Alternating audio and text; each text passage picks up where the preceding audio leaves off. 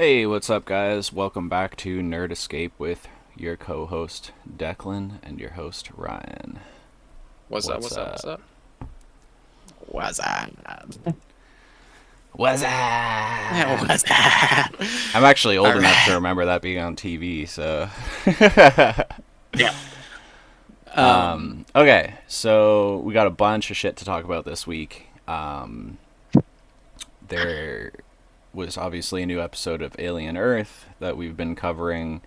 We got some Spider-Man stuff pulled up to talk about, set leaks and whatnot.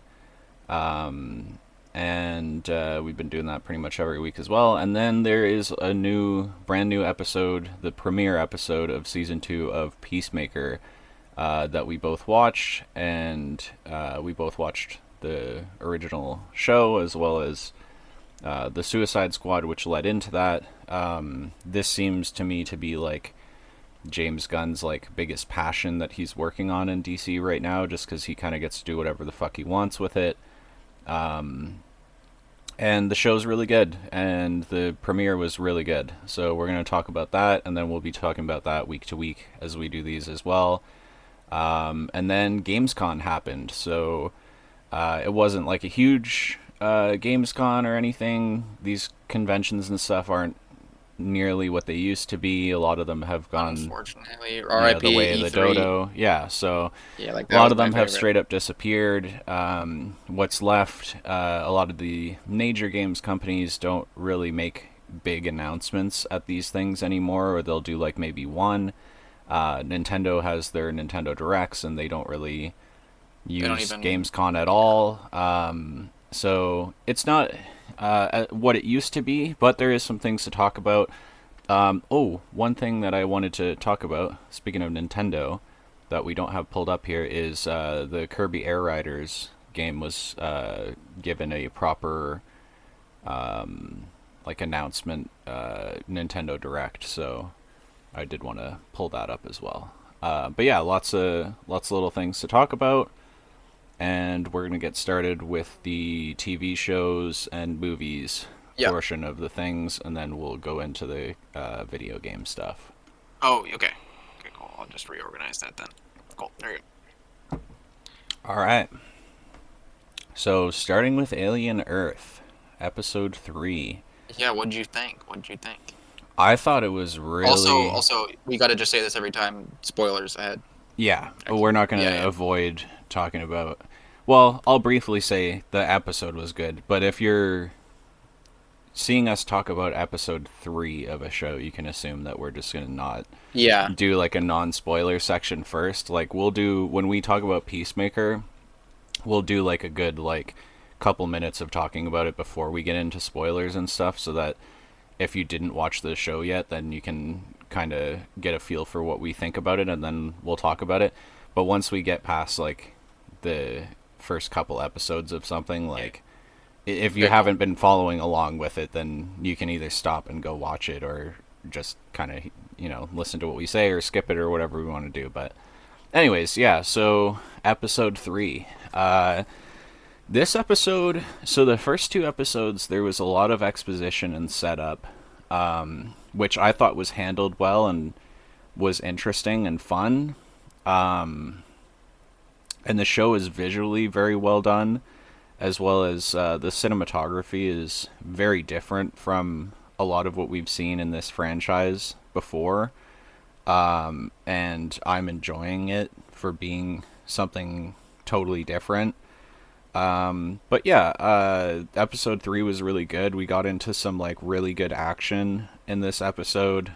Great xenomorph fight, xenomorph versus synth, which is pretty cool. There was definitely some suspenseful scenes in it.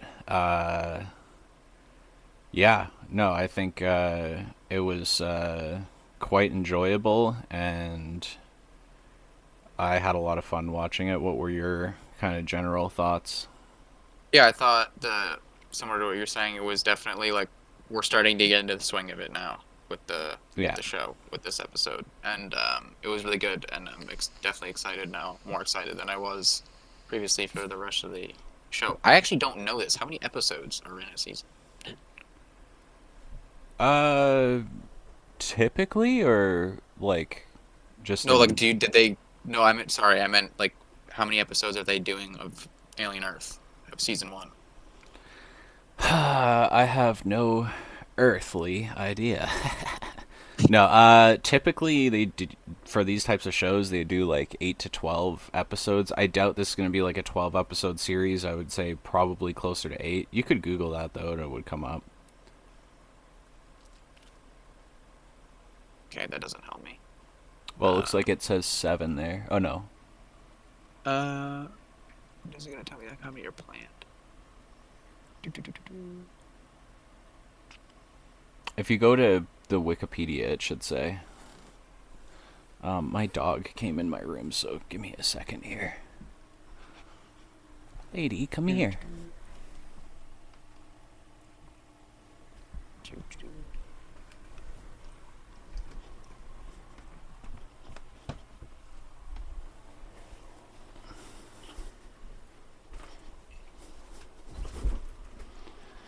8. My There you dog go. wanted to make a Should have just done cameo. that. Perfect. You took up the time while I was being an idiot. It's 8. 8 episodes. So yeah, we're getting into the point where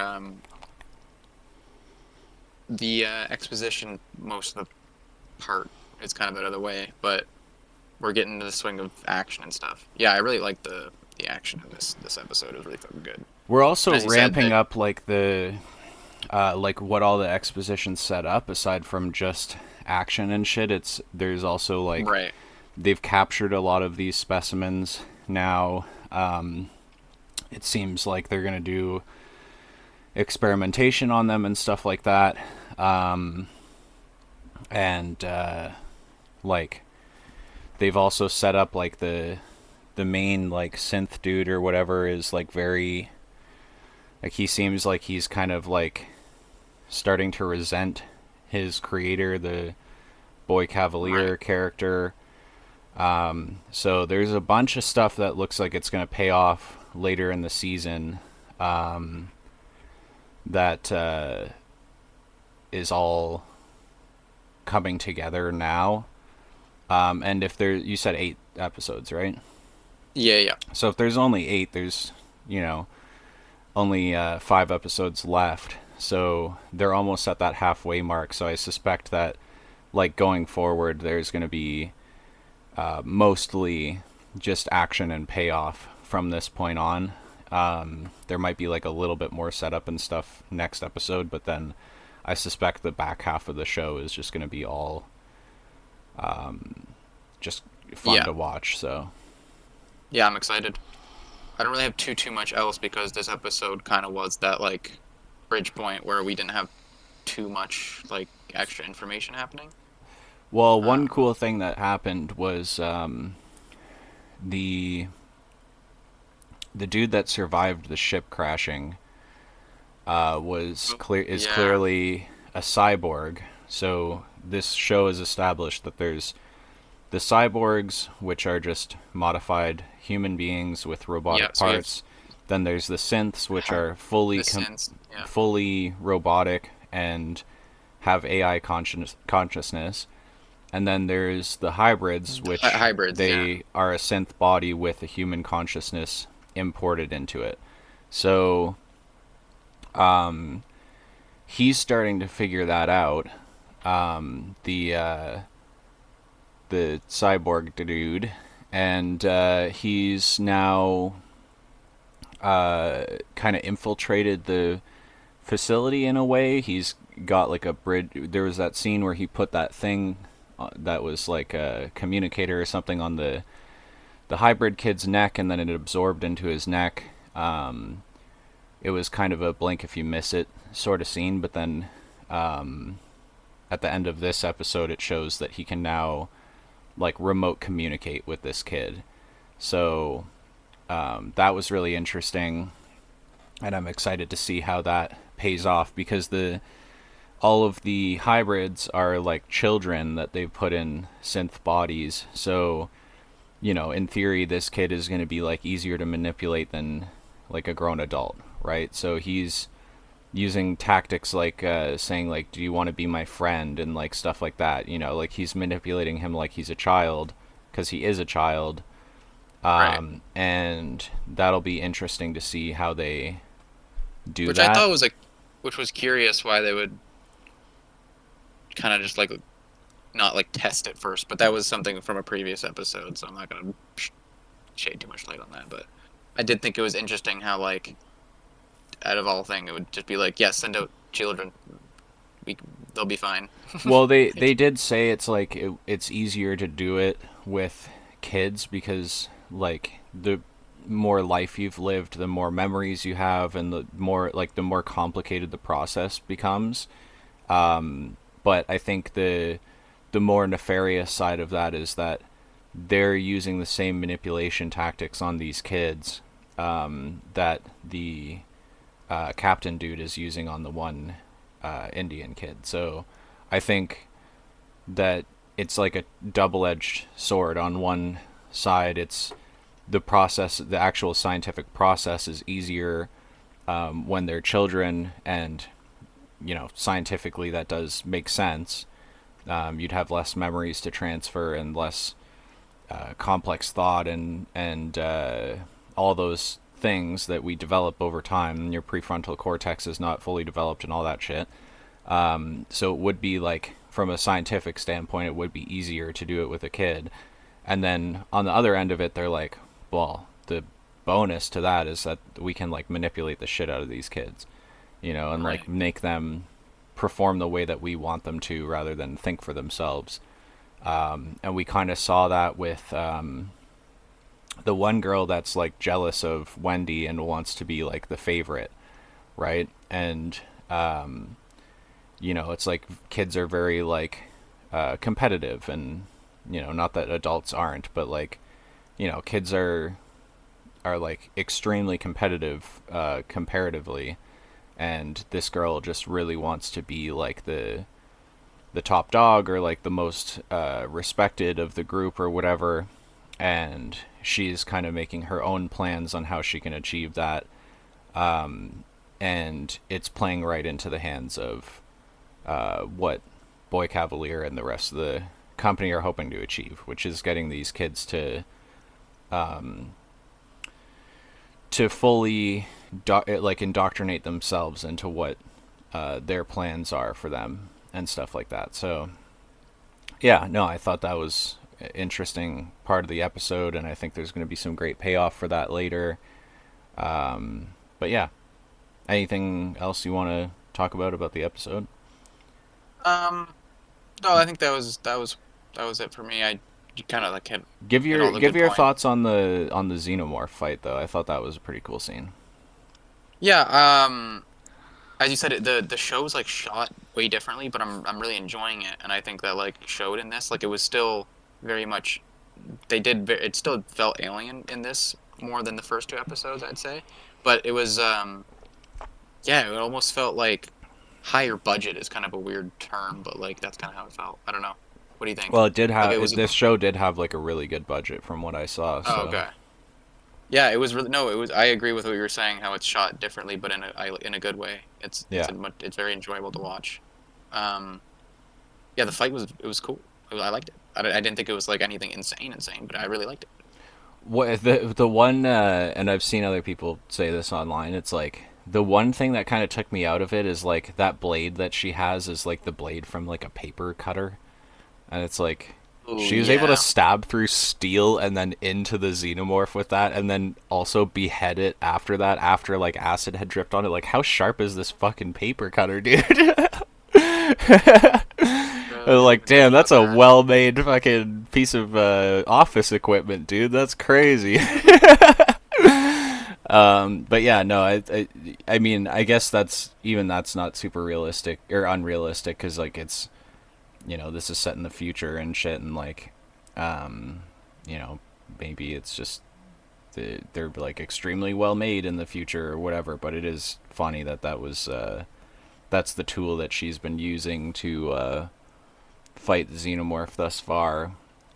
But yeah, no, it was the fight scene was really cool when she fucking used the meat hook to hook its like inner mouth. That was so cool.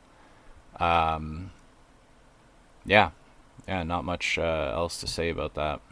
But Yeah, been good so far, and it's gonna keep getting better. So I'm excited. also for people who don't know, just briefly before we move on Yeah. from Alien, most if not all of the aspects of the creatures of the xenomorphs are based on like real like anatomical features from actual animals that exist. That's just like a bunch of different animals features put together.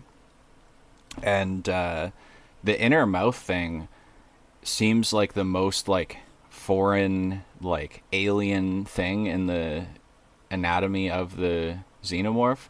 Actually, some eels, including moray eels, have that. So there is actually animals on the planet that have an extendable inner mouth with a second jaw and rows of teeth that shoot out and clamp onto things and pull them in. That's a real anatomical feature from real animals on Earth today. So I just think that's interesting. Most of the anatomical designs of the xenomorph are based on insects and stuff like that. Mostly arthropods in general. But there is the one thing that's like seems like the most like out there thing that's like that couldn't exist in nature. It's like that actually does exist in nature, which is so creepy and unnerving.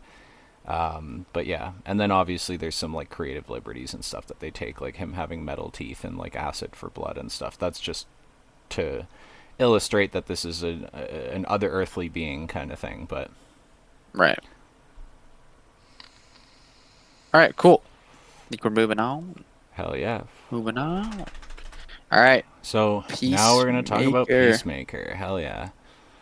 Um, so let's do a little non-spoiler thing because it is episode one. So for anybody who Yeah. hasn't caught episode one yet, My what were your initial thoughts? yeah, my initial thing for spoiler free would just be like the transition that they did with this character in the sense of like he technically was a part of a different universe and stuff. It was really well Yeah. handled, and it's Mm-hmm. like it still it feels very like continued, and the show's still very much great. Yeah, fantastic cast. And it's all, people that James Gunn is close with in real life. His wife plays Amelia Harcourt.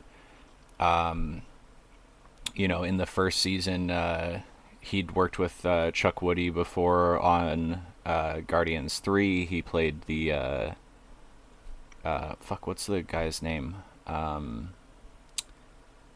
The, you know what I'm talking about, the main bad guy in that film. And sorry, In which one? Guardians 3. Oh, The High Evolutionary. the High Got it. I figured it Evolutionary. out. Okay, I gotta let my dog out of my room now. Sorry. The High But anyways, Evolutionary. yeah, he had worked with Chuck Woody before. He's got his brother Sean Gunn in the show, playing Maxwell Lord. Um, he's got, like I said, his wife. The guy who plays John Economos is one of his closest friends in real life. Michael Rooker and um, what's the guy's name who plays Guy Gardner? Nathan Fillion are two close friends of his that have been in almost every one of his movies and shows over the years. And it comes across on screen. These are all people that, Right. like he obviously has a deep and extreme amount of rapport with, and it shows. It shows in the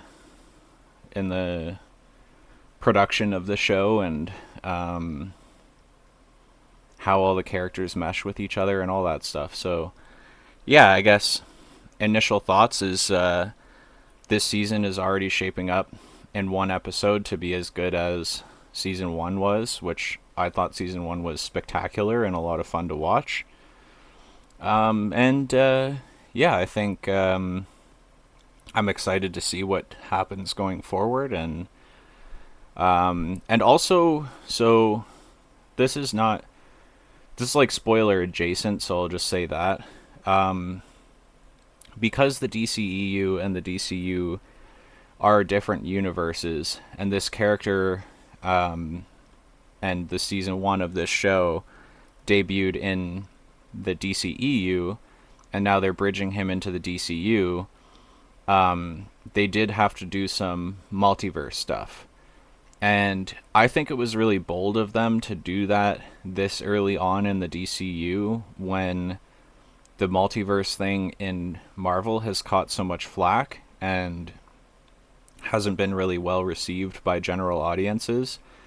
I thought they did it exceptionally well, and it was really enjoyable to watch them navigate that properly in this series. Yeah. So, yeah, nothing but good stuff to say. I'll also say this, spoiler free. Watch the previously on for season one. Do not skip that. Even if you just watched, like, rewatched season one or watched it for the first time in anticipation of this, watch that introduction previously on, because it actually is part of the episode, if that makes sense. They use elements of that to explain the multiversal difference in these two universes, and the way that they do it is brilliant and flawless, and it almost like makes you question, like, wait, what? So I would recommend, as somebody who hasn't has just watched the first season recently, even, please watch the previously on thing. Don't skip that. I know it's a very skippable thing in most shows. This is actually important to the story, so I'll just say that as well. All And right. yeah, what Um, were your thoughts?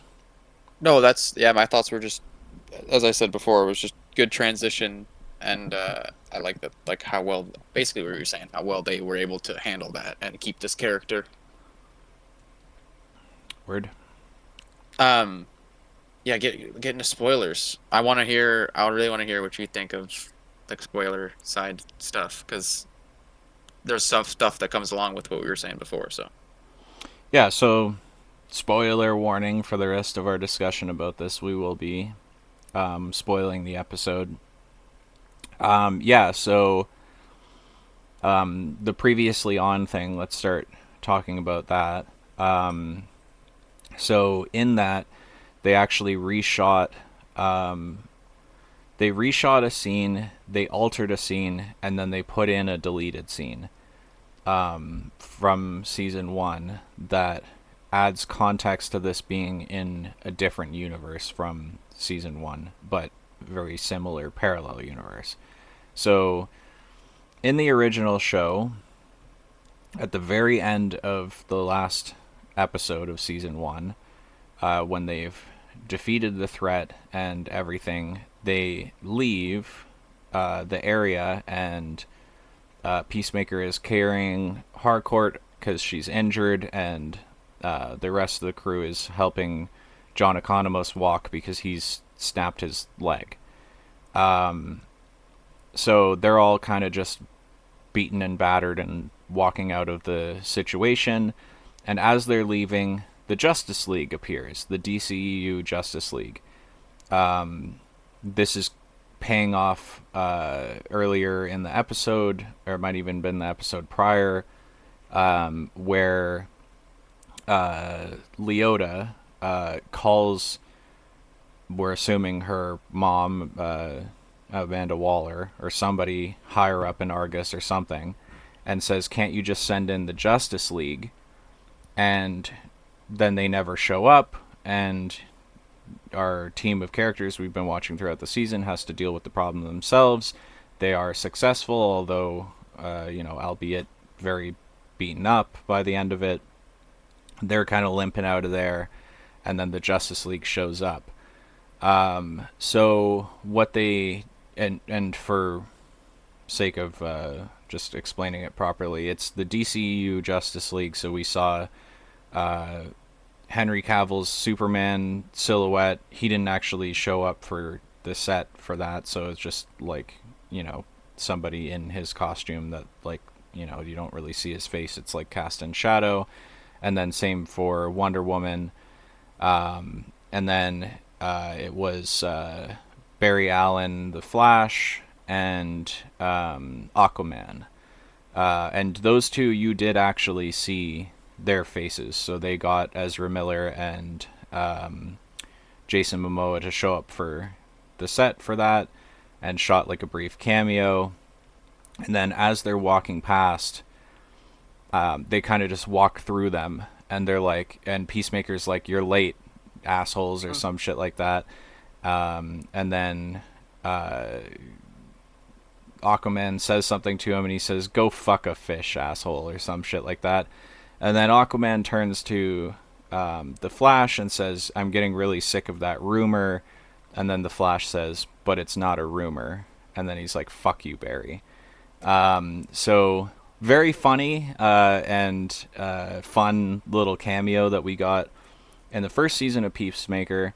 But since then, the DCU has collapsed, and we've now started creating the DCU, where the Justice League is not a thing, at least not yet. So in the previously on, they had altered the scene where Leota calls and says, "Why don't you bring in the Justice League?"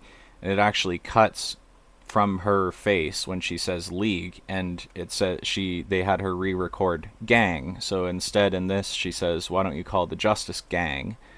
And then so at DCEU, during that era, there was like a wide net ban on referencing any Green Lantern character for a few years because they were working on developing a TV series for Green Lantern.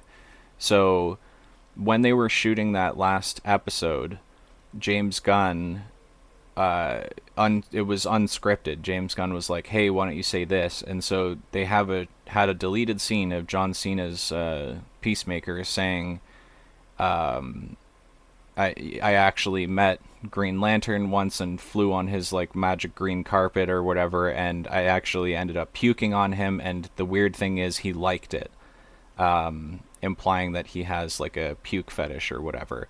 So they actually threw that in because now that James Gunn is in charge of everything at DC, he can kind of do whatever he wants. And in addition to that, they've already established Guy Gardner as a character, as well as they've now reworked that show into an HBO show, and they're gonna they've already announced cast for that and all that stuff. So now they're not worried about ruining the setup for this series that's going to come out. So they were able to throw that deleted scene in, and then that's the setup to the payoff of the joke at the end of the series, which has been reshot, which is the Justice Gang showing up instead of the Justice League. And now we see David Cornsweet's Superman, we see Mr. Terrific, we see Guy Gardner, we see Hawkgirl, Isabella Merced as Hawkgirl, we see Nathan Fillion as Guy Gardner, and then we see Millie Alcock as Supergirl, which is extremely interesting because it implies that she's like a bigger character than we had previously maybe thought. As far as in the actual universe, it seems like she's more well known than we would have assumed just watching the Superman movie and Creature Commandos so far in the DCU. So that was really cool. And then the setup to the joke is that as they walk through them, same as first season, basically tell them to get fucked, and that they were late, and it's already handled. Green Lantern turns to Hawkgirl and says, "You know that guy tells people I have a puke fetish?" And Isabella Merced just delivers this very, like, it almost feels like they just didn't tell her what he was going to say and she actually laughed. Yeah, because it feels genuinely though. so genuine and real. And yeah, she just kind of laughs in his face, and that's the little joke that they did at the end. So watch the opener because it actually does change things and explain a little bit how this is just a very similar parallel universe. And that's why they've referenced things like Project Starfish in Creature Commandos and stuff like that, because a lot of what happened in the Suicide Squad and in Peacemaker season one was canon, but there is a few things that obviously would make it impossible for it to be canon. This little opener fixes all that, so definitely watch that. And then going into the episode itself, obviously it's episode one of a series that was, the original season came out 3 years ago. So it's there was a lot of exposition and setup and stuff like that. So I mean, all of it was good and enjoyable to watch, but there's not a shit ton to talk about the episode itself, but there is a lot to talk about like the setup for the season. So it Right, seems like and they I are gonna. yeah. Sorry, go ahead and say what you were gonna No, say. I think what you were saying before there was perfect. Yeah, like the transition was just so well done, and it was clever. It was enjoyable to watch. It was funny, and you should, yeah, definitely watch the previously on and experience that for yourself. So, because that was a really key element to Yeah, making this all make sense, right? So, yeah. But yeah, it seems like they're gonna not just do a one and done, setup and punchline with the multiverse thing. It seems like that's going to be a centric story element to this season. Um, Peacemaker has, by the end of the episode, accidentally killed one of his alternate selves. In a universe where his father and his brother are both still alive and are good people, seemingly, I think there's going to be something more nefarious there. But it seems like they're like that his father actually loves him in this universe, and that his brother is still alive and his father is still alive. They have the key to the city on the wall, and they're revered heroes in this universe. So it seems like because he's accidentally killed the Peacemaker from that universe, that he is going to start kind of taking over that version of his life and start pretending that he is that character and then living in that alternate universe because his life has had a pretty shitty trajectory in his own universe. Obviously, his brother died when he was very young. He still holds the guilt for that. His father treated him like shit his whole life and was like a fucking racist Ku Klux Klan leader and like stuff like that. Um, even after saving the world from an alien invasion, he still hasn't earned the respect of his peers amongst other superheroes and stuff like that. And they kind of laugh him out of the interview to join the Justice Gang. Um, so it just seems like no matter what he does, he can't catch a break in his universe. His relationship with Harcourt is not going the way he wants it to. They imply that something happened between them on a boat off screen. She wants it to remain at just that, and she's like, it happened and it's over. He obviously wants to pursue a romantic relationship with her. Um, so yeah, it seems like he's just living a shitty life in his own universe where he can't ever seem to get a step ahead or catch a break from any of the good things that he's done or any of the uh, character development he's made or any of those things. And so he's probably just going to spend the rest of the season trying to take over the life of this alternate version of himself that seems to have everything that he's always wanted, and could never have. So, yeah, it seems like it's going to be an interesting thing. Um, yeah, I'm excited to see what they do with the rest of the season. I agree. W. John Cena. All right, you good to move on? Mm. One other thing, another big theme that I think is going to be part of this show is Rick Flag Sr. has now become the head of Argus, which would mean he has access to all of the files on Project Starfish and all of that stuff. So he would now be aware that Peacemaker killed his son, Rick Flag.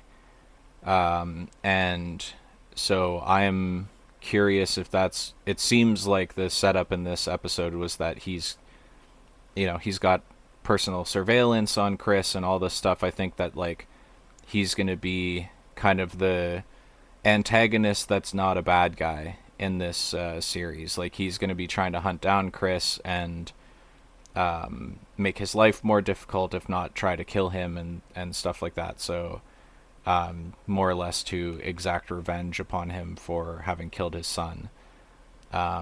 So I just wanted to mention that as well. I think that's going to be another big theme throughout the season of the show. No, that's a good point. Yeah, I didn't even. Not that I didn't think about it, but it's like, yeah, he does fully know now. So yeah. He does fully know now, and you can tell on his face in a couple scenes, as well as why would he have surveillance on Peacemaker otherwise? He's not. He's proven himself to not be a global threat or anything like that.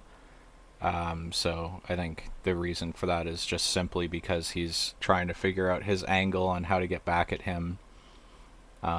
But yeah, anyways, just wanted to briefly shout that out as Yeah, well. no. I think that's another thing that we're going to see throughout the series is him being antagonized by Argus.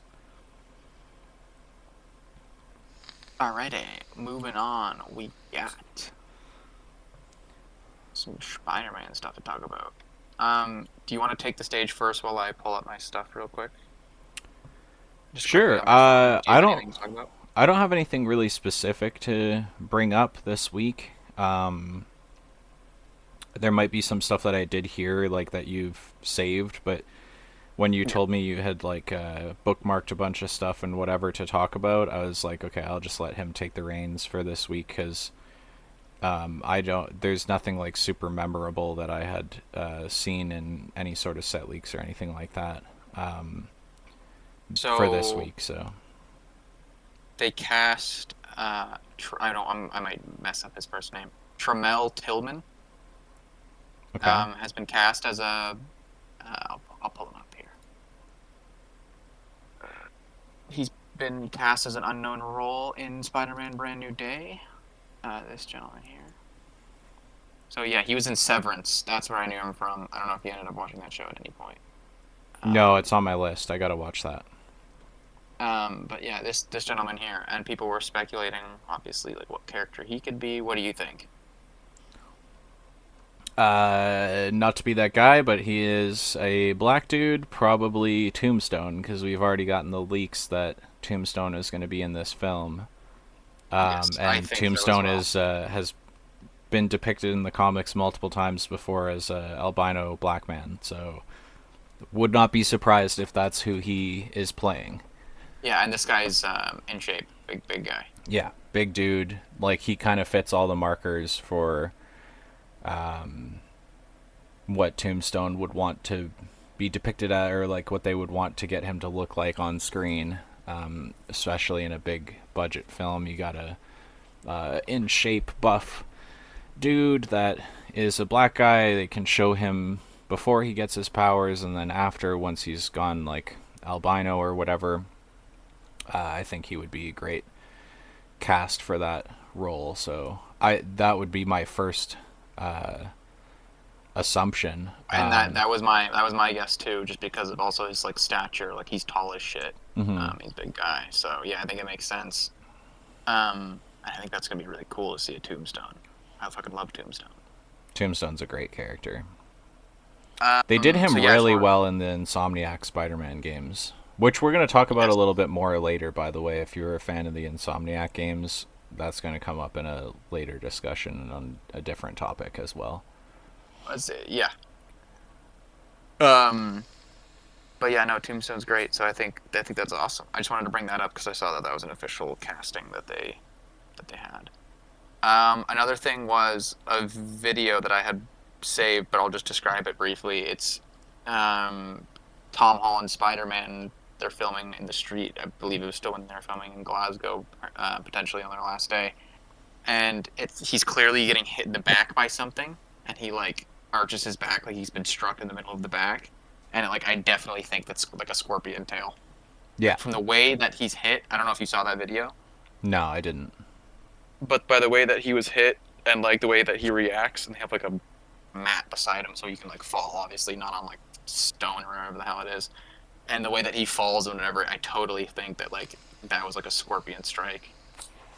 Like that just looks like the way that it was like from distance and whatever. So I totally think Scorpion's gonna be Oh in this yeah, film. we have basically confirmation at this point that Scorpion's in the film. So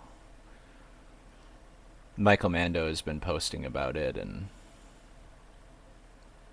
Yeah. So that was another thing I wanted to bring up, just because I think they're gonna do him. I think they're gonna do this story is gonna be very similar. I think to 2018 Insomniacs in the sense of it's gonna be like a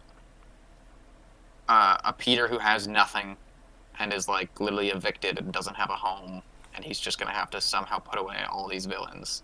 yeah. I think it's gonna be so cool because I love that 2018 game and its story. Look up for me real quick. The guy who plays the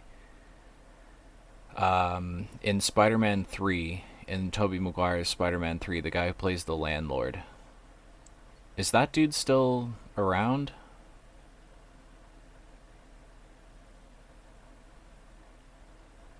Sorry, I butchered that. Sorry, which gentleman? The guy who plays the landlord. Um,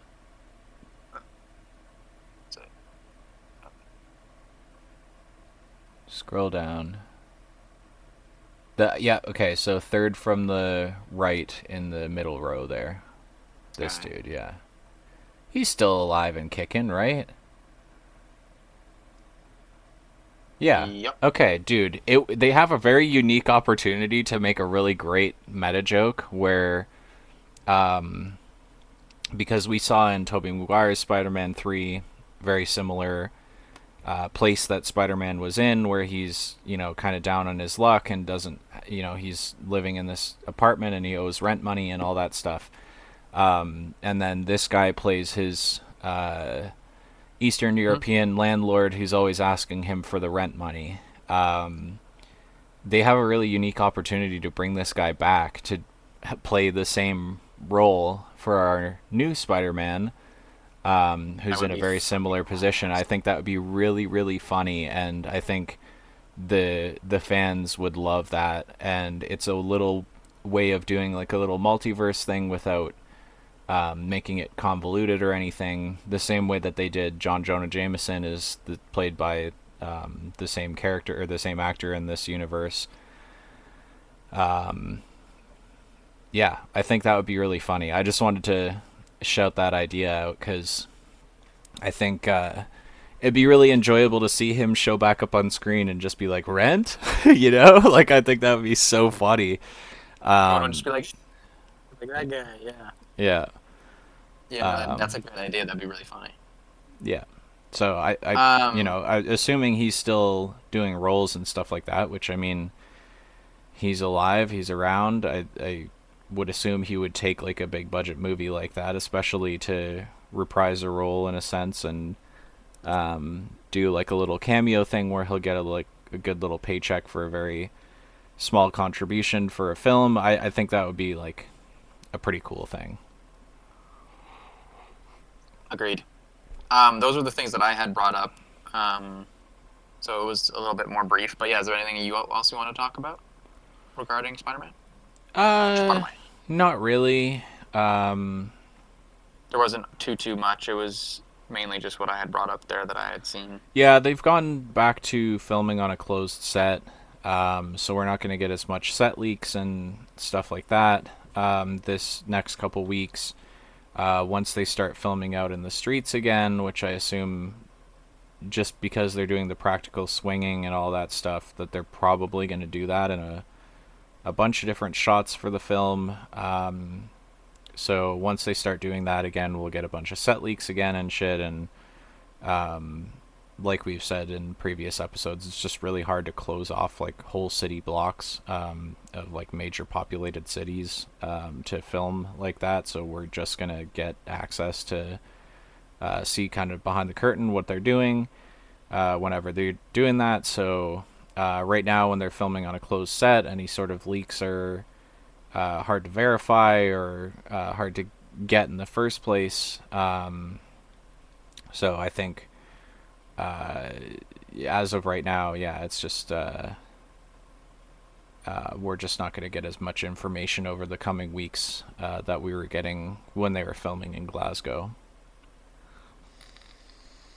Um, okay, I think that's probably what we have to say for that. I'll stay active on socials to see if I can find anything else for next week. But as Yeah, and Ryan said, we're gonna have I watch videos and stuff whenever it comes up, of like people yeah, we're gonna talking have less about set stuff leaks and stuff. But over this next couple weeks, as Ryan was saying. So, alrighty, you've even moving got your on. Spider-Man shirt on. Oh yeah, Spider-Man. Moving on to I got my probably the most X-Men the most '97 shirt on. the Show most that hyped off real topic quick. of the day, in my opinion. Lego Batman, Legacy of the Dark Knight. Let me tell you, This game ladies and looks gentlemen. really good. Let's just talk about this. So, did you watch the? What have you seen from it? Because Okay, I've seen pretty much so like everything that they've shown, but I just want yeah. to know like how much do you know? Okay, so you told me to check it out. I watched the like announcement trailer that they did. And you had said to me in that conversation, you said this game looks like they're just gonna do like an Arkham Knight style game, but in Lego. And I was like, oh, that's really cool. And then I watched the trailer and I was like, damn, he's right. It looks like one of the Arkham games, which is really cool. Those games were very, very well done, extremely well received, and revered amongst fans of the franchise. So I was like, oh, that's really cool that they're going to do that. Then the next day, I went and watched a. They released a thing where it's like the first like 30 minutes or so of gameplay of the what I assume to be the beginning of the game. And then all of my initial thoughts with that were like the whole comparison to the Arkham games was like thrown out the window, and I was like, oh, they're just like unapologetically ripping off the Insomniac Spider-Man games. Like everything about this feels Insomniac Spider-Man to me. So yeah, let's get into that and talk about that. What did Which isn't you? a bad thing, by the No, way. no, no, no. I'm a No, fan of both of these. yeah, I'm a fan of Batman. I'm a fan of Spider-Man. I'm a fan of the Insomniac Spider-Man games, and I'm a fan of the Lego games. So like, this is like a match made in heaven for me. I don't care that they're yeah. ripping them off. I just think it's Well, funny. yeah, I just want to dick ride this game real quick because I've seen some hate online for some valid reasons, but it's just false information. So people were concerned that there was like only 7 playable characters. There's only 7 playable characters in the story, and then there's like going to be a bunch more. There's over 100 Batman suits Yeah, to unlock, and there's like you can upgrade your vehicles, and there's like vehicle customization. There's going to be Batcave customization. Like they're it's going like all out. Like I'm so excited. And one thing you were saying is the very much the movement and the stealth is very much Insomniac Spider-Man. But mm-hmm. one thing they did take from Arkham, the Arkham games that I love is the free. I think they call it free flow combat, where it's like no matter you don't have to move the camera like Batman will like auto lock onto somebody as you're fighting. Which I think is so awesome because the Insomniac games don't have that. You do have to move your camera and like dodge and look at the enemy you're trying to hit. Whereas this free flow combat system that they have in the Arkham games, bringing that to a Lego game too, I think is just so awesome. Yeah. But yeah, So as you were saying, you take the stage and what you were going to say about like the similarities that you were pointing out to me okay. earlier. So it seems like they've even given Commissioner Gordon a fucking glider in the gameplay footage that I saw. Yeah, So it seems like all of the characters are going to be able to glide like that, which all the is main seven, I think, or the main seven that I think are gonna have like abilities. I'm not obviously I don't have the full understanding of the game. It's not right. out yet, but yeah, Now, this is not a unique concept to the Insomniac Spider-Man games with the wings, like the squirrel suit attachment that you get in the Spider-Man 2 game, where you can kind of wingsuit around. But what is like a direct ripoff of those games is the slipstream things being around the city, and they even look identical. Like it's a little wind tunnel going through the air, and then every so often there's like these rings that give you like a boost. That is like exactly the same. They totally just fully ripped that off of the Insomniac Spider-Man games. And then, like Declan said, the combat system seems like a mesh between the Arkham games and the Insomniac Spider-Man games. The way that you yeah, grapple around is obviously, again, this is just they are a similarity in of itself, but the way it feels playing the game feels extremely similar to Spider-Man using his webs, even down to like the button that you press to like, and the way that the whole like rim of like the top of a building is like a surface that you can web up to and whatever. It feels exactly the same. The fact that you can do like there's the enemies that are and are not aware of you, and that you can do these like sneak attacks on enemies and like one punch take them out, yep, extremely reminiscent of the Insomniac Spider-Man yep, games.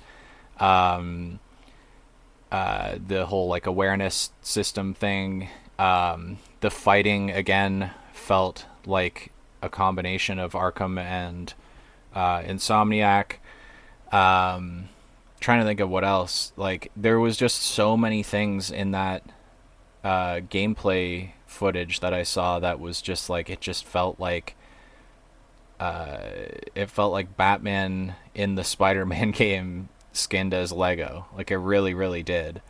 Also, the fact that we're getting like a huge section of Gotham to run around in yeah. and whatever Oh yeah, for people who just don't feels know, very by the way, similar to Insomniac.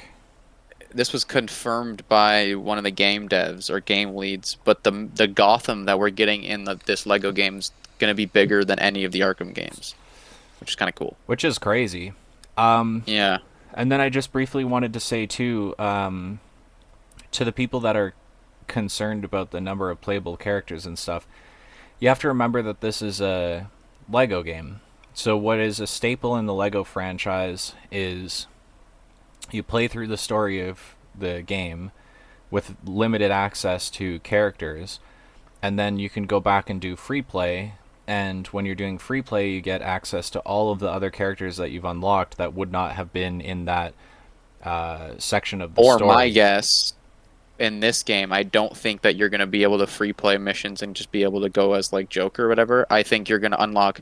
They've confirmed that you're gonna be upgrading gadgets and something, which is very similar to the Insomniac Yeah, system as well. Which is another thing to your point, where it's like you're upgrading your gadgets and like you get stuff from the city that gives you upgrades. That's very, very similar to the Spider-Man games. I yeah, think you're gonna get upgrades throughout the story that you're gonna have to go back through and use. yeah.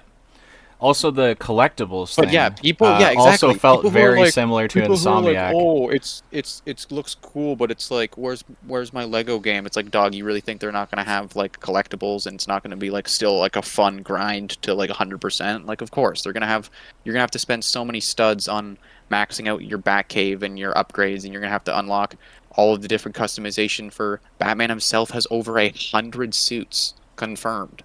Yeah. Like, think about that. Like, there's gonna be so much shit to unlock This is and also find, and I pre DLC and all that stuff, which they tend to pre do DLC, and with also these this game games. isn't coming out even this year. Like, we got such an early look at the game. Like, there's Yeah. still so much stuff that they can add and subject to change. Like, it's supposed to release, mind you, probably early next year, but sometime next year. So, dude, Now, I'm unbelievably excited. I'm very excited for this too. I do also want to shout out the fact that the next three Lego games that are coming out that I'm aware of are all unapologetic ripoffs of other franchises that they don't own the rights to. So the Wait, what are the next other ones? the next Lego Because game that's coming out to this my one was a awareness. hidden, right? This one wasn't even leaked or anything. Like, people, no one knew Right, about this, right? right. So the next Yeah. game that's launching, to my knowledge, is Lego Party. Lego Party is a unapologetic, direct ripoff of Mario Party, even down to the title. And it's so much so a ripoff of those games that Nintendo is not even allowing it on their platform. So you will not be able to buy Lego Party on Switch or Switch 2, and it will be on every other platform. So you can go and wishlist it right now on Steam. I'm sure it'll be coming to PlayStation and Xbox and all that stuff. I'm not a console guy. I have a Switch because I like the Nintendo exclusives, but I'm a PC guy, so I'm not super tapped into the like Xbox or PlayStation world. But I'm assuming it's going to come to those platforms as well. But you can go wishlist it right now on Steam, so that's coming out. And then I had the thought looking at that game because it does look fun, and I'm gonna get it because I have a Steam Deck that I can just take to other people's houses and put up on the TV kind of thing. And Right. so I was like, oh, this would be a cool like game to like. I already do that playing Mario Party with my friends. So like, bring my Switch 2 over to people's houses and we'll play Mario Party and stuff. So I thought it would be a cool game to get for the Steam Deck, or just on Steam in general, and I can play it on my PC as well. And so my initial thought with that was like, I was like, well, can I just get it on Switch 2? Because then I don't have to bring my Steam Deck with me. It's like I already bring the Switch 2 to do similar thing, play Mario Party or Mario Golf or Smash Bros or whatever, like party style games. And so I went and looked it up on the Nintendo store, and it's not available. Like it's not even on there. And when they do these things where they like allow you to like pre-order or wish list things, they upload it to all of the different store platforms at once. So that is like confirmation that that game is just not going to come out on Nintendo. So, anyways, I think pretty clear indication from the trailers that we got for that, the gameplay that we got from that, and the fact that it's not showing up on Nintendo as a platform is like a pretty clear indicator that they are fully and unapologetically ripping off Mario Party. And then the other game that we've gotten an announcement trailer for, as well as some gameplay footage for and stuff like that, is and I can't remember the name of the game, but they're doing a two-player puzzle-solving co-op game, where you each play as a little one-block stud Lego brick, a red and a blue one, and it is It takes literally It two. Takes Two. It's literally It Takes Two in Lego, and they're fully ripping off that game, like unapologetically, directly ripping off that game. So I just think it's funny. I'm a fan of the Lego franchise. I played them all as a kid, and then as I got older, I kind of stopped playing them. But then when they released the latest Star Wars one, that was just such an expansive game that was just done so well. I got back into the franchise through that. So Same. it was one of those things where I never really lost my love for the series. It just they weren't It needed to top of my evolve, and now list, we're and getting to now it's that evolved point. exactly. So Yeah, well, now we're getting a um, full-on like Insomniac, Arkham, Lego Batman game, a Lego Mario Party, and a fucking It Takes Two mhm. Lego game. Like, as much as like they are just ripping these people off, I don't actually mind Yeah, I don't either. because It's just like I it's don't know been how they're such a fucking different setting. dodging Yeah, lawsuits, is what I'm lawsuits. thinking, Yeah, dude. It's like the It Takes Two one is like it's like wild how, and the Mario Party one especially, and we all know how fucking sue happy Nintendo is. Like I would Nintendo not can be be. surprised to see a major lawsuit come out as soon as that game launches. So in fact, I'm surprised we haven't heard of one before the game launches, so Nintendo can get ahead of it. But yeah, it's like fully a rip off. And listen, there's been other games like Mario Party before.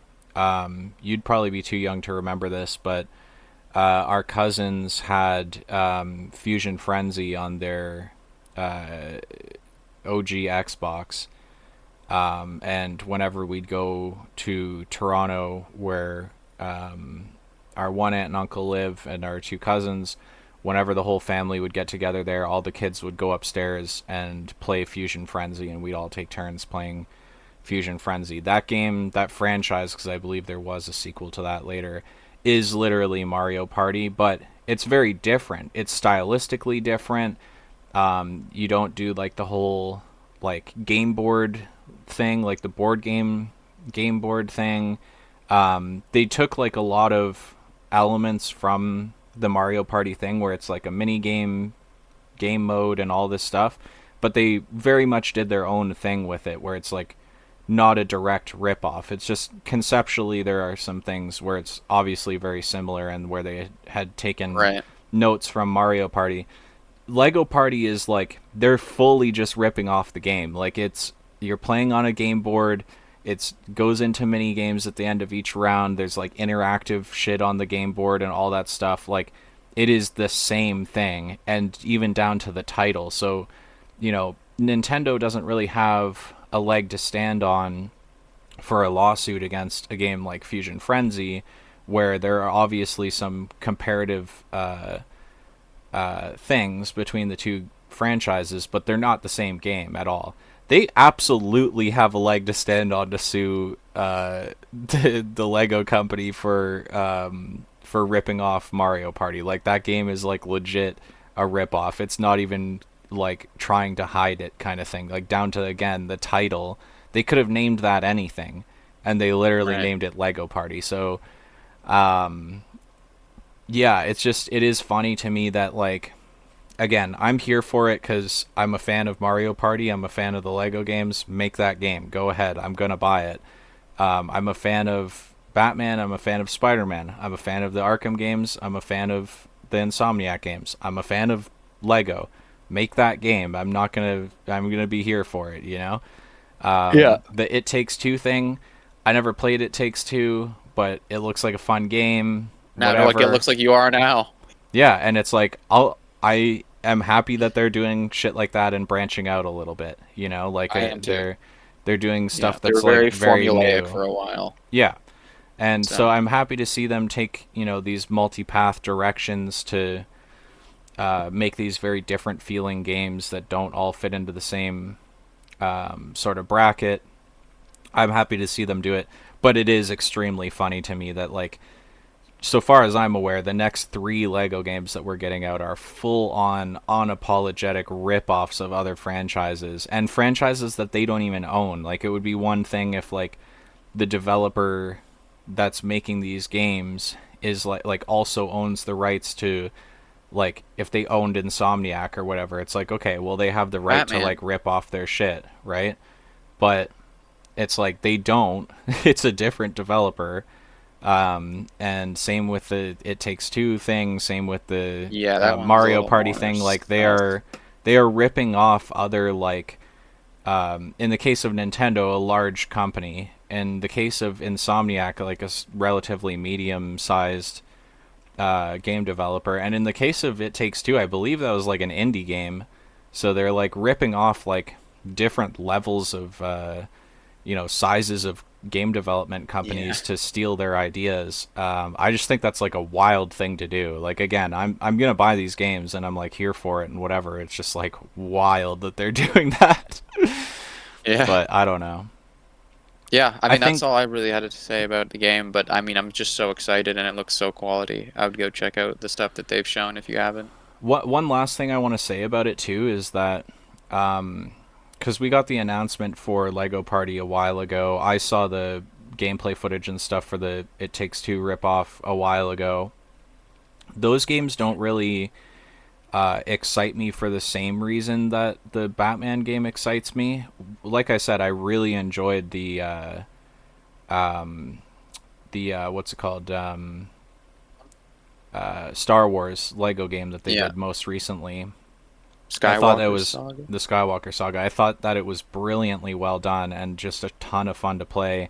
The fact that they did free roam for every planet and that there's like a whole massive area in each world that you can go to. The fact you can fly your ship from one end of the galaxy to the other and like actually fly past every planet, and there's shit to do in the space areas in every sector of the Star Wars universe and stuff. They handled that extremely well. The other two games outside of the Batman game that we know are coming from Lego, they excite me, but they don't excite me in the way of like, oh, they're gonna like do like give like a Skywalker Saga remake or like makeover to other franchises You're that they've still done excited before. about the Lego grind, is what you're saying.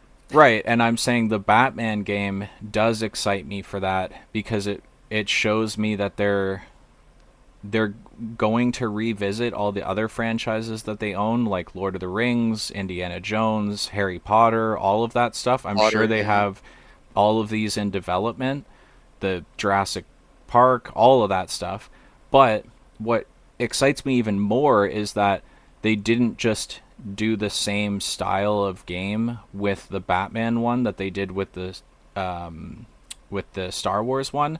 So what that tells me is that when they revisit each of these massive franchises that they have and give us one definitive game to cap off that franchise at least for a while, that they're gonna give each one its own specific lens to look through. They're not gonna like, this game does not feel like the Star Wars game. So that tells me when they go to do Harry Potter later on or whatever, that they're gonna start from the ground and like build up a new thing and not just Fight do system the with same thing. spells and Right. whatever, and And they're yeah. not gonna just do the same thing that they did with True. Star Wars and then subsequently Batman. This That is is exciting. yeah. So this they're doing like they're looking at each franchise and being like, okay, how do we make like a really cool game that is unique to this franchise and not just copy paste things from the Star Wars one that they did. That really excites me because I really enjoyed the Hogwarts Legacy game. I don't know if you played that. I did, yeah. I thought that game was really fun. Obviously, people have their issues with J.K. Rowling and stuff, and I heard that a lot of people that were like streaming Hogwarts Legacy and shit were getting like doxxed and shit online, which is Yeah, kind of they were sad. like I people. think it's, Yeah, like I think it's okay to like hate the creator for her political views or whatever. Like that's fine if that's what you believe, but like to like dox people for like enjoying a franchise that they grew up with as kids and like have been fans of for decades and stuff, like I think we need to be able to like separate the art from the artist a little bit here, and also like J.K. Rowling had nothing to do with the writing or creation of that game. They just nothing of licensed that her game. Yeah, franchise. So yeah.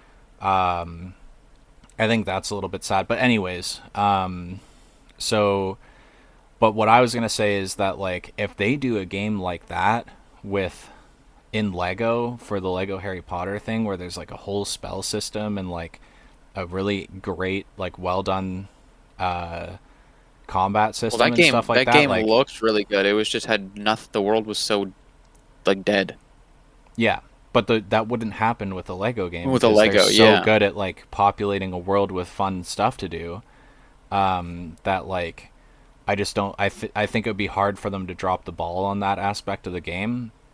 But imagine like a Lego skinned Hogwarts Legacy game that's more populated with things to do on the map and more fun. And then with the Lego games also comes like a certain quirky, silly kind of humor and all that sort of stuff that obviously. Yeah.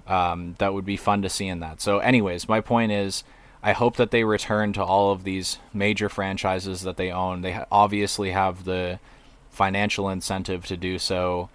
There's big money to be made when making games that are attached to these franchises. And it would just be really cool to get a new Jurassic Park one with whole new game mechanics, a new Right. Harry Potter one with whole new game mechanics, and then do Indiana Jones, do another Marvel one, do another DC one to whatever. Like they own the rights to like a lot of this shit, or at least can like renegotiate rights deals to a lot of this shit. I'm just excited to see what they bring forth in the franchise going forward. The original games were very much for kids and were not like super enjoyable to return to as an adult. But the Star Wars game is what got me back into the franchise, and to see that they're doing stuff like this actually makes me excited for the future of the franchise, and it's another franchise of games that I'll just be buying into and have in my library and be able to, I've gone back and replayed the Star Wars one a couple times now because it's so much fun.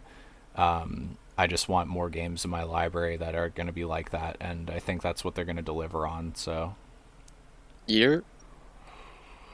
Yes, very excited. Alrighty, moving on. I mean, you're taking the stage here. Grounded oh 2 yeah, Tarantula Boss. yeah. So pull up images because I do want to show people what it looks like. Very cool. Now, I've also seen people complaining about the anatomy of the tarantula. As somebody who owns and has owned other tarantulas, to my left here, there's literally I'm literally looking at my tarantula enclosure. I have a Grammostola rosea, which is a rose hair tarantula from Chile.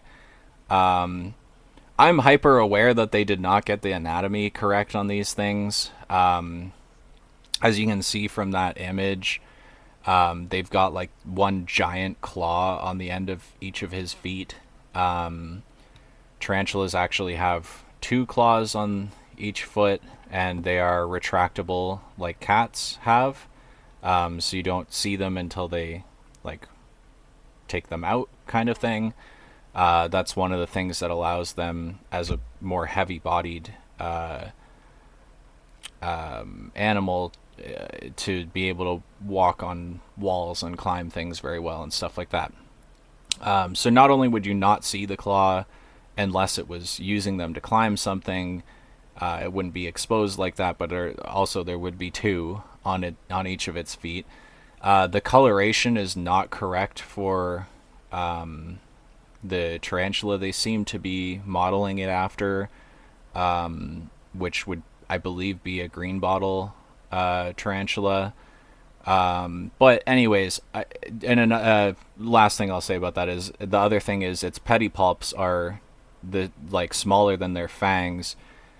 Anybody that's owned tarantulas or knows anything about tarantulas knows that their pedipalps are like longer than their feet, or like as long as their legs are almost. That's why it looks like tarantulas have 10 legs. It's because they actually have 8 legs and like 2 arms, basically. So if you look at like beside its fangs, you see like right here the little appendages that are beside its fangs with the claw on the end. Those are its pedipalps. They use those for mating as well as for grabbing and holding prey and that sort of thing. So anatomically, they did a dog shit job of making this thing look like a real tarantula. I don't have a problem with that. This is like a fantasy game. We're talking about a game where you're shrunk down in a public park, running around fighting bugs and collecting raw science. Like this franchise is never. It's been more about the quirkiness and the humor than it has been about accuracy to what type of insects would exist in whatever part of America this is set in or whatever. And like, I don't have an issue with that. I think it's fun. The games, both of them are very fun. I've sank 100 hours into this game already in the few weeks that it's been out. I love this franchise. It's one of my favorite franchises. I don't have an issue with that personally, so I do think it's funny that people are like ragging on them online about like, that's not what the tarantula would look like and you should fix it or whatever. It's like, that's not the point. The point is that this giant fucking creature is supposed to come out of the the corner of a giant arena, and you're supposed to fight this unbelievably terrifying thing. If you go to the closest image to the like right to the left of the one that's blown up right now. Yeah, like look at how big that thing is compared to your character. You know, like that's what's fun about these games is not that they've done a good job of making everything accurate and whatever, but like, come on, man, it's supposed to just Cool. be fun, you know. Yeah, yeah. But I'm very excited for this. The boss fight itself looks like it's going to be a lot of fun. The tarantula is going to be able to burrow underground like the scorpions do in this new game and then jump back out at you and attack you, so it'll be like hard to time blocks and stuff for that. I've been playing this game solo, and like watching this boss fight I'm like legit worried I won't be able to do it solo. So that's something I'm like, man, I hope I have like a fighting chance to like actually get this done by myself, because this game is very like catered towards playing co-op. You can have up to 4 people play in a world. I think it would be a shame because I don't have any friends that are playing it right now. It'd be a shame if like this update comes out and I like go to attempt this and I just like can't progress my game any further because I can't beat it. But I don't know. It'll be fun. I'm excited for it. They've said that there's going to be a bunch of like unique items that you can craft from the parts that you get from this guy when you kill him. They said there's going to be a bow. I have to assume they're going to continue with the thing with all of the spiders, give you a new set of daggers to make out of the fangs. There's going to be unique armor set that you can get from him, as well as like cosmetic stuff. Like they said there's going to be a throne, like there was in the first game from the Broodmother boss and stuff like that. What excites me about this game is that they have said that they're not going to redo any of the bosses from the first game, so we've gotten a lot of the same critters that you go up against in the first game in the second game thus far, with some additions to new stuff like the scorpions and stuff like that. But what they're not doing is redoing any of the bosses, so it'll be fun to see what they come up with. I think it'd be cool to get stuff like, you know, like a little lizard or something, or like something that's not in Kingdom Arthropoda, I'll say, because there are arachnids and insects in the game. But anyways, and then another little brief thing I wanted to talk about is they announced that they are doing the ladybug mount, and then they showed it off, and there's an acorn turret on her back, which, so I was wondering like what would be the purpose of the ladybug mount. They don't move as quickly in the game as like the ants or the orb weavers that we have access to having mounts for right now. So it's not like they'd be moving fast. I was like, I guess it'd be like a tank, like it can just draw. For those of you who don't play, including Declan, like you can have like a mount insect or arachnid, and then when you like hop off of them and fight something, they'll fight alongside of you and they'll draw aggro from the, like whenever they hit the enemy, it'll draw aggro onto them, so you can like run up behind them or like heal really quickly or like whatever, right? So it does help you in combat. So my initial thoughts when I heard that the ladybug mount was coming is I was like, oh, it's just going to be like a big tank that's like really hard to take down and will just continuously draw aggro for you while you're like fighting larger enemies. It having an acorn turret on its back is fucking sick, dude. Like that, I was like, okay, I get it now. This is why you would like bring this thing into a big boss fight or something. So yeah, I thought that was really cool. I'm just really excited with what they're doing with this game in general. I played a great many hours of the first game. That game is a lot of fun. I highly recommend this franchise to anybody that hasn't played them before. And the first game did the same thing that this game did, where it's going to be in early access for a long time, or not a long time, but a couple years, as they continuously add new things to the game, and then it'll be wrapped up. The first game is fully wrapped up at this point. You can go and buy that game on Steam or the Xbox Store, or even Nintendo. I'm assuming it'll run well on Switch 2 if you have a Switch 2. But yeah, I can't recommend this game enough. I would recommend go pick up the first game and play through it. And yeah, I love this franchise, and it's exciting to see. This is our first proper boss fight that we're getting. We do have like access to a boss fight right now in the first update of the game, but that one's more like you're going up against like a person, and then she sicks like a big wolf spider on you, which by that point in the game you've likely fought and killed wolf spiders before, so it's not like a super threatening or unique thing at that point. This will be the first unique boss where there's only one of them on the map. And yeah, it's very exciting. I'm super pumped for this, and I'm really excited to get access to that. And I hope I can kill it on my own. Alrighty. Is that everything you had for that? Yeah, pretty much. There's a bunch of other stuff to talk about, but like you're not into the franchise or anything. Like if you were playing the game alongside me right now, we could probably yap for another 15 minutes about a bunch of the other smaller things that they announced, but I don't really have to get into all that right now. Alrighty. All right, well, moving on, I wanted to just bring this up because I found it funny. So this is the Black Ops 7 gameplay reveal trailer that they announced at Gamescom. It has, if you can see down here, 51,000 upvotes, 43 million views. Which is a terrible ratio, by the way. Yeah. And then if you scroll down here, this second comment, so this one was pinned, and then this is the first comment. The second comment has 176,000 upvotes, so that's 3 times the video More than itself. 3 times, yeah. Three and And a half times.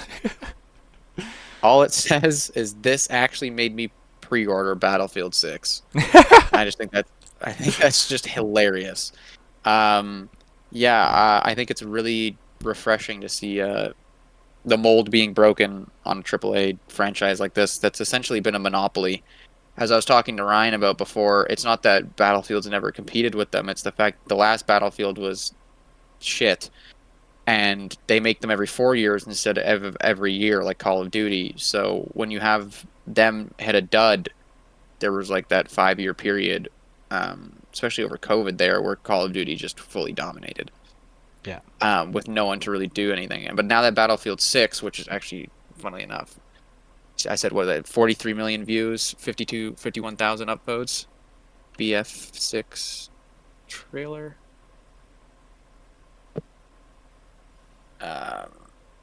Which is the multiplayer trailer. They had a multiplayer, the gameplay one. Multiplayer gameplay trailer, the top one right there. Oh, there it is. So this says 7.5 million and 295,000 upvotes. Yeah, so Fraction of the views. fraction of the views and significantly higher, Significantly 4 times more. as many upvotes. Yeah, so it's really refreshing to see this occur, and I just wanted to bring this up because I thought that comment was funny, that whole situation was funny, and I also think it is just good to have competition, and I'm so excited to play Battlefield. And hey, Call of Duty, if this fucks you guys over so bad financially that you guys actually have to make a good game, I'll play your game if it's good, but make a good game. Yeah. No, So, we've yeah. in previous episodes when we've talked about Battlefield, I've like openly shit on Call of Duty as a franchise.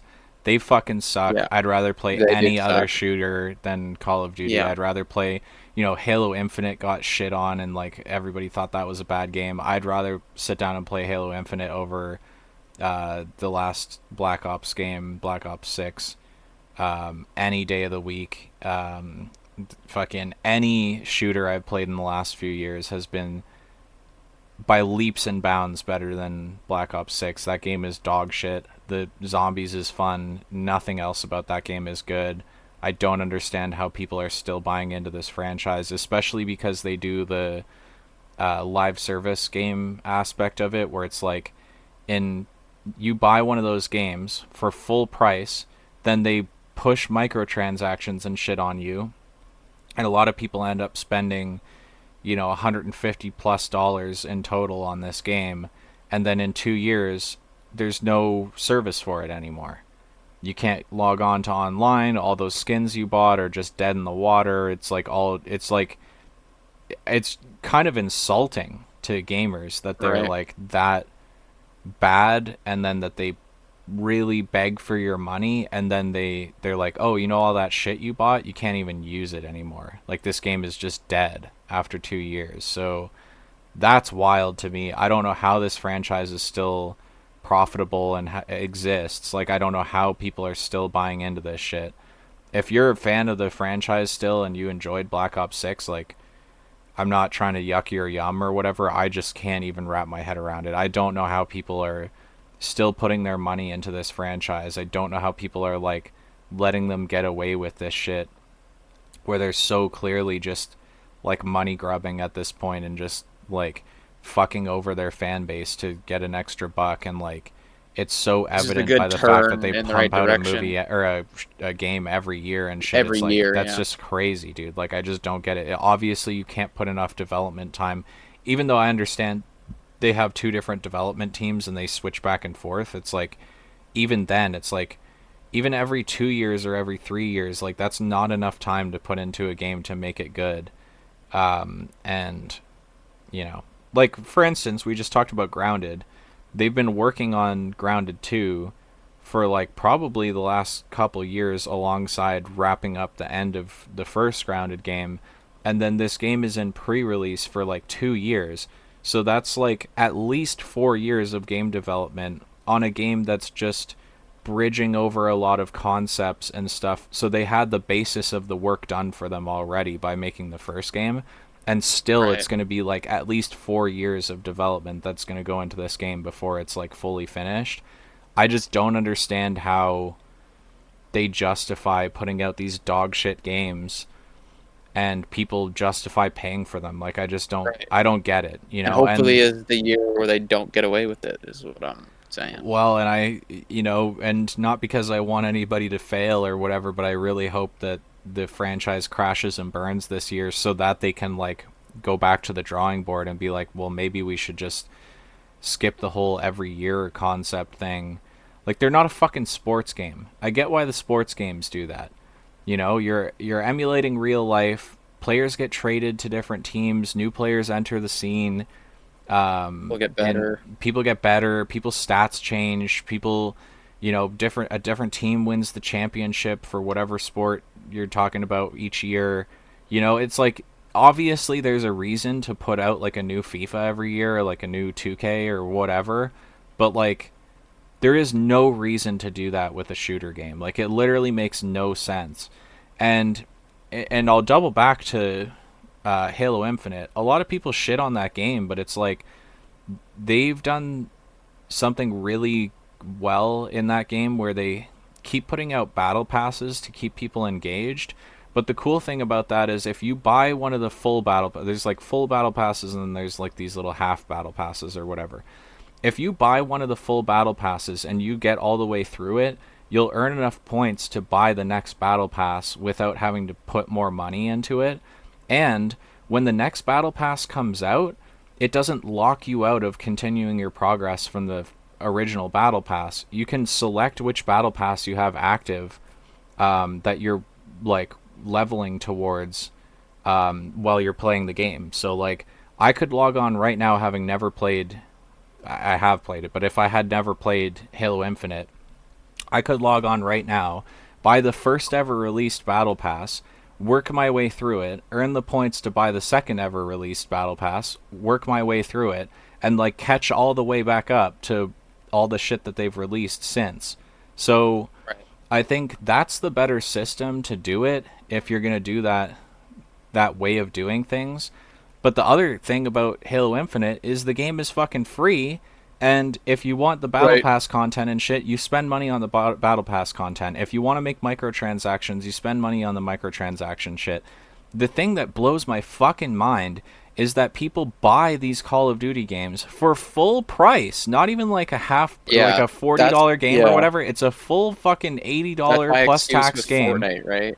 Yeah, Is like Fortnite has all that bullshit, but the game's free. Like you can do whatever to your game if you're giving it to me for free. But right. like Call of Duty's now become Fortnite, and they're charging you $90 And to, then and you're like still literally expecting you to you're buy supposed battle to be passes, still expecting you yeah. to buy skins It's and supposed to make be like an immersive microtransactions. shooter, and I'm getting my brains blown out by Snoop Dogg. Like cool. Yeah. And Yeah, so like, yeah. I don't know. It's just the whole thing is silly. And there would be some forgivenesses to be made if they did certain things. Like if they ported over every skin that you've bought from every Call of Duty game into the next Call of Duty game, then it would be like forgivable that they're like charging money for a Right. game and charging money for microtransactions. But then every new game that comes out, they're like, oh yeah, all your skins that you bought, like, get fucked. Like we're doing a whole new system now. And it's like I don't get how people keep supporting this franchise financially. Like I really can't wrap my head around it. And this is coming from somebody who like, I grew up during the peak era of Call of Duty. Like I was like in like grade 8 or whatever when Modern Warfare came out. I was in high school when Modern Warfare 2 came out. I was in high school when Black Ops 1 came out. These are all games that like performed extremely well, were fun to play. I even played a little bit of World at War when I was like a little younger, when that game came out. Or no, World at War was after Modern Warfare, I think. So yeah, I mean, I grew up with all of these games when they were at their peak like level of like quality and when they were fun and when there was a whole culture around playing them. So it's like it pains me to like shit on it now, but it's like they've really just not switched up the formula in years other than in ways that make it less engaging, less fun and cost more money. It's like I just don't understand how people are still buying into it. And certainly I don't understand how people are still buying into it that are my age that experience that whole spectrum of the games. Like if you're just going into high school now and you're looking for a shooter game to play with your friends or whatever, I get how those people are still like buying the new Call of Duty or whatever. But like I don't Right. understand how there's people still around that are my age that watched them go from like these really really good games to this dog shit and are still like supporting the franchise. I don't get it. I can't like wrap my head around it. So, I don't know. But Anyways, yeah, it's good to see that there's competition. So yeah, check out Battlefield if it looks interesting. I would I mean if you didn't play the demo or the beta, you kind of missed out there, but I would check out gameplay. There's a lot out there from the beta. So hell yeah. all right, moving on. This is more your line too because I didn't watch the direct for this, but we're talking about Kirby Air Riders. Yeah. So I thought it was a pretty bold choice to um can you look up for me the name of the guy that developed this? Because I don't want to butcher his name. I want to read it off.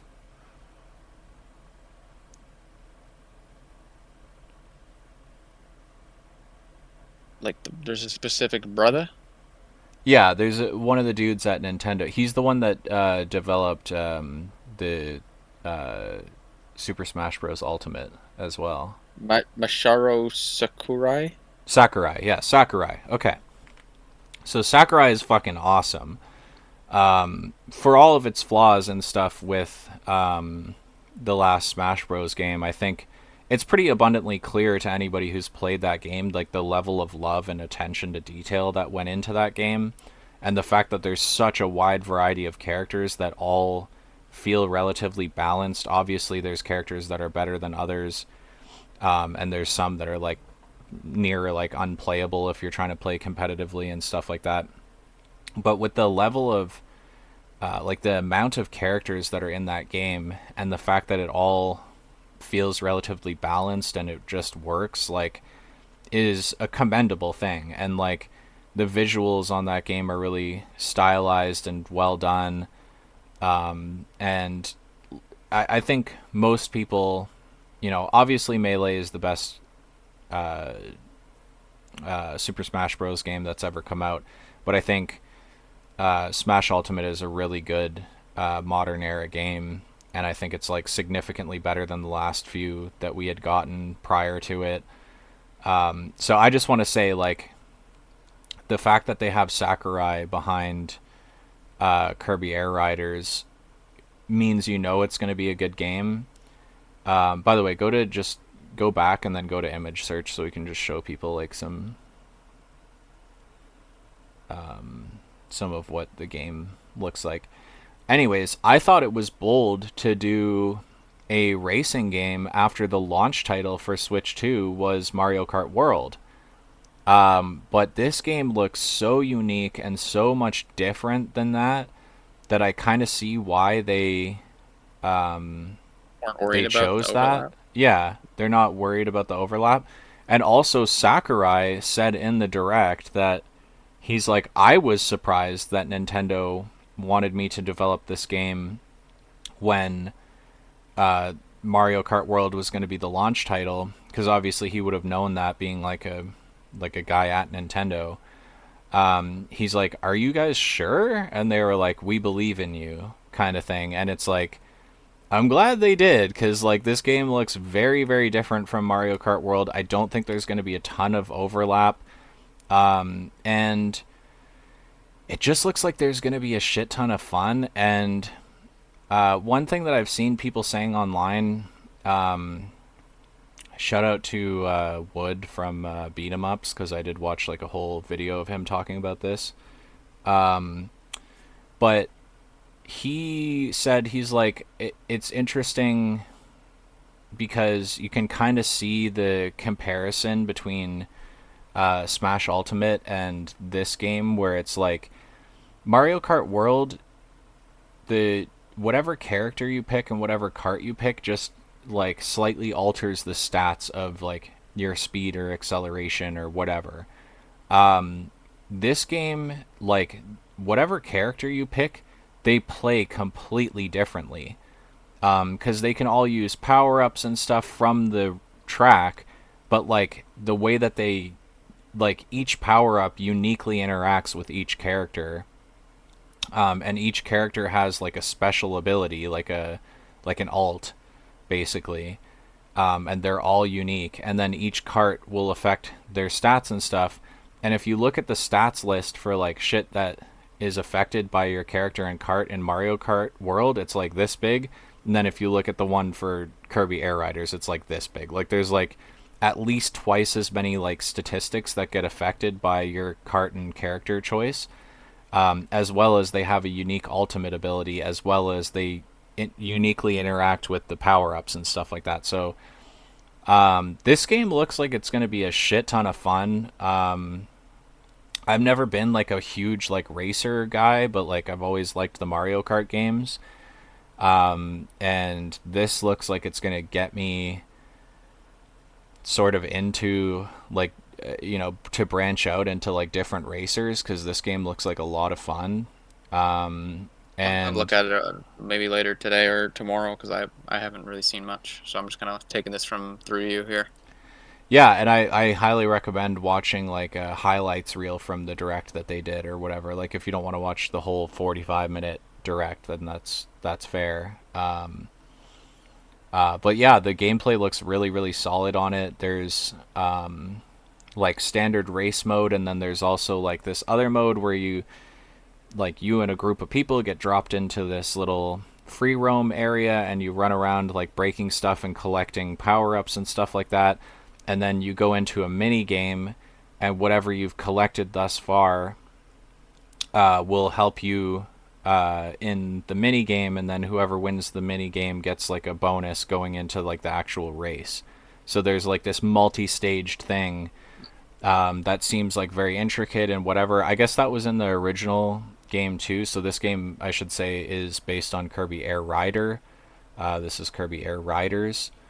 That game originally came out on the GameCube, and that was one that I missed. I never played that game. I never owned a GameCube. I went straight from Nintendo 64 to the Wii. But my best friend growing up had a GameCube, and some of my other friends growing up had GameCubes.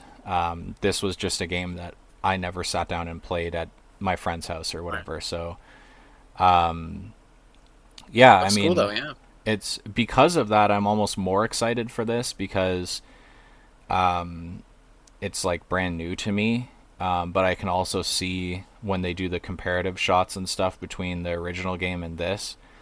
I can see like the again with Sakurai like the level of love and attention to detail that goes into these games of like keeping it really really true to the original game.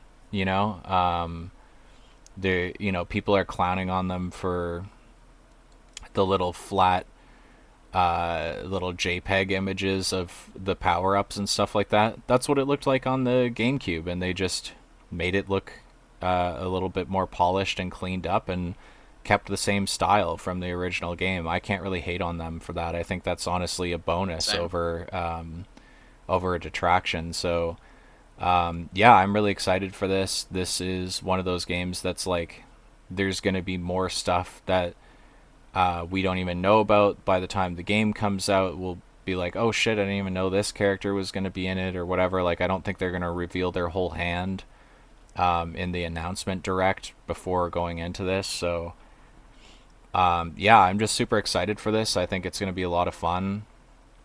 I'm excited to be able to play online. Nintendo effectively killed online for Mario Kart World.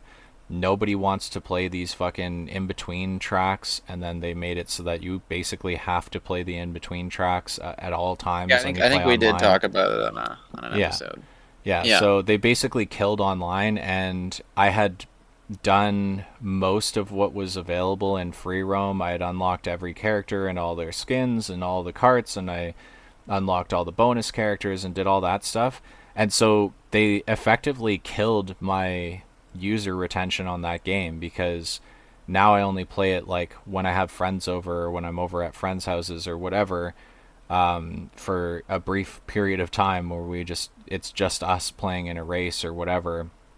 But as far as me logging on every couple days and playing online for a couple hours, that is just effectively in the toilet. I have not picked up that game to play it on my own in like a couple months now. So yeah, I hope they don't do anything similar to that obvious mistake that they made with Kirby Air Riders. I think they have an opportunity here to like learn from that, and listen to what the fan base wants, the people that are actually playing the game.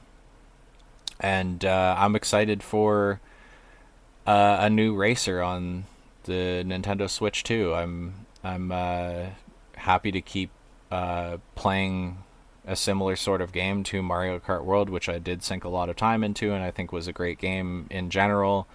Obviously, like I just said, I have my complaints about it and whatever, but mostly that extends to the online play and that sort of thing. So yeah, I'm just excited to have access to a new thing like that. And then if you have the Nintendo Online Premium, you have access to the GameCube emulator, and we also have the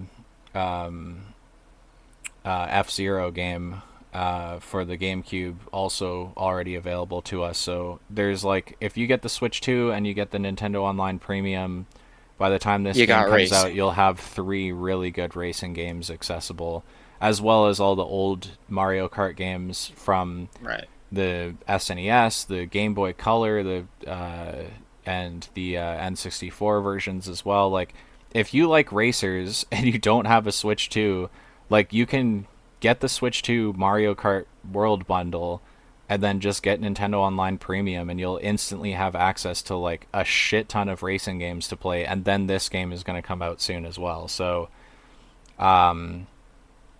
yeah, I think it is, it's a bold move to go for another racer when that was the launch title of your console, especially this early on when we've really only gotten Donkey Kong Bonanza in between.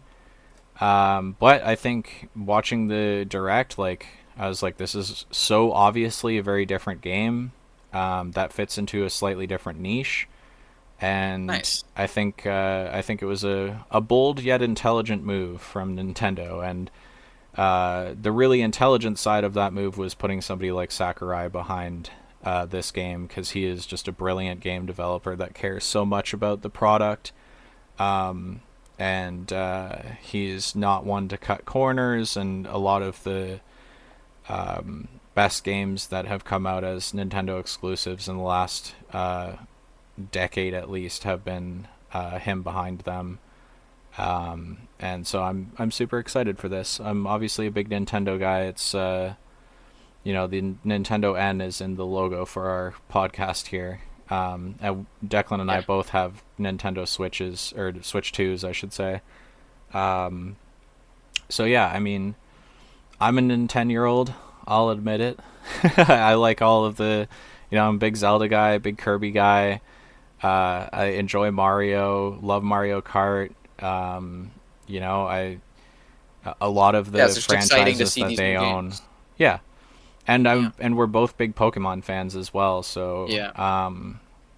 we'll be talking Champions looks about, cool. yeah, and we'll be And talking well, about yeah, we'll talk about more of Legends that when that. ZA and stuff when that game comes Yeah. out because that's only November, I think. Yeah, and then Um, hopefully they announce Gen 10. yeah. But yeah, at Champions we'll talk about more when that comes out as well. That one doesn't even have a release date set yet, so we'll No. have to see on that. But yeah, I mean, we're big fans of Nintendo. If you're watching this podcast consistently, expect us to talk about Nintendo news and stuff like that when it comes out, and for us to follow up with all these sorts of things. I might even eventually invest in like a capture system for the Switch 2 so that I can sit at my desk Nice. and like do gameplay footage, and then you and I could do like Mario Kart videos or Kirby Air Yeah, Riders or whatever game that something we're like that. co-op playing together because we usually play most of the Nintendo games together anyway. I think it'd be really fun to do a series on ZA at some point. So Yeah, yeah, we'll do something like that. That'd be fun. Alrighty. Are you good to wrap? I think so. I don't think there's anything else really. Oh, didn't you want to talk about Silk Road or I mean, I just wanted to bring this up in case people didn't know, but like if you know, you know, and I didn't get to play it because I oh, wasn't Silk at Song? That's what Gamescom. it's called. But Silk Song is official, ladies and gentlemen. It is actually a thing that exists and it is coming out because for a long time we just heard nothing. So yeah, I don't know if there's gameplay out. Yeah, there's a demo out. You can go watch that because I know that they were letting people play at Gamescom. I just don't know if I didn't know if they were letting people record. Right. Um, which I guess will be my last thing I talk about before we wrap, which was the Elden Ring port to Nintendo Switch. Apparently, is terrible, and apparently it's on the side of FromSoft because obviously, like if a game like Cyberpunk can run on the Switch too, Elden Ring definitely can. But apparently, they just put no effort into the port, and they didn't allow filming. Which is strange because they're doing a exclusive to Exclusive game. Nintendo game from Yeah, FromSoft that's in the universe of Elden Ring. So it's like very that's so weird. strange to me that they like did I a don't know if you port heard that about was that, but bad. No, I didn't hear about that. That's really yeah, no. interesting though. Apparently, It's it's like like why it just would they runs not like put effort into making it run well on apparently it the just Switch like 2? runs like terrible and isn't like it looks good, but the frame rate is never good, and it's always just like super choppy and whatever. And sometimes like the loading isn't great. And he was like saying that that's not really down to like the Switch hardware anymore. We can't really blame the Switch hardware anymore because like the Switch 2 is fully running like yeah on like with AI upscaling and only on 30 frames, but it is running like Cyberpunk, um which is a hard to run Cyberpunk on game. 4K. Yeah. Yeah, like yeah, it's an insanely good looking game. So it's like, dog, if it can run Cyberpunk that has like ray tracing, like out the ass and like realism, like surely you can run Elden Ring. So it's just kind of obvious that it was on I probably can, FromSoft's but don't end. call me Shirley. So it's kind of weird that it was from FromSoft's end, especially from what you're saying, because they're getting that exclusive. So, Yeah, anyways, that that was makes the no last thing that sense I to me wanted because to it's bring like up. they're Because like, literally developing a game that's exclusive to Nintendo. They have no excuse to not be like working within the means of the Nintendo Switch 2 platform. So it's yeah, very strange to me that they did at Elden and Ring. And I do have faith that there's obviously that their exclusive will run well and look good and play well on the Switch. Because if it didn't, that would just be ridiculous. But it is just really weird that yeah, they would be like, hey, our most well-received game we've ever made. That's like arguably in some people's definition the greatest game ever created. Yeah, the port to your new system that's going to be the most sold system ever. It's just shit. We're yeah, gonna put no effort into it, and then we have a contract with you where we're doing a exclusive. It's like, okay, what happened there? So I don't really know, but I just wanted to mention that for anyone who was like super hyped about being able to play it on your Switch. I wouldn't get too excited. I would wait till you can. I would wait until your people are allowed to record gameplay, and then make see your own if you want opinion to from get it there. or not. Yeah, it was the Yeah. same thing with the original Switch had a Spyro trilogy port to it, and it didn't run very well. I picked it up anyways, even though I had heard that, and I was like, oh yeah, the frame rate's bad, and like it just doesn't run super well. And same with I believe the Crash Bandicoot trilogy remaster that they did as well.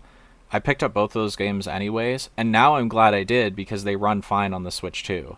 So hopefully it's something that they go ahead and fix, especially because Yeah. FromSoft now has this unique relationship with Nintendo. I hope that's something that they like rectify. But as of right now, yeah, I would hold off on getting that until Yeah, and everything's obviously, cleared up with that. them not letting people record footage should be very apparent.